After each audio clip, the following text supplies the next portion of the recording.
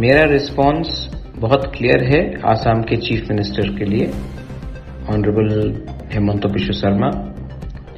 हम कम्युनिटी के बारे बात करना चाहते हैं, कैबिनेट के बारे और मंत्री के बारे बात नहीं करना चाहते हैं। हम कॉन्स्टिट्यूशनल सोल्यूशन के बारे बात करना चाहते हैं, अपने 14 लाख टिपरासा के बारे बात करना चाहते हैं जिसने हमें सपोर्ट किया है, प्यार दिया है, ना कि 1, 2, 3 लोगों का कैबिनेट पोस्ट के लिए।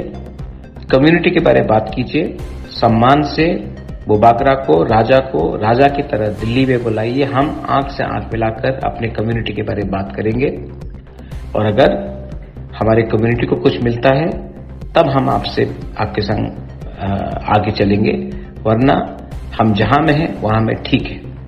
हमको कॉम्प्रोमाइज नहीं करना है, अपना कम्युनिटी को विश्वासघात नहीं करना है।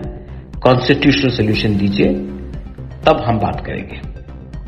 दिस इज बुबागरा, बेलाइनो हम।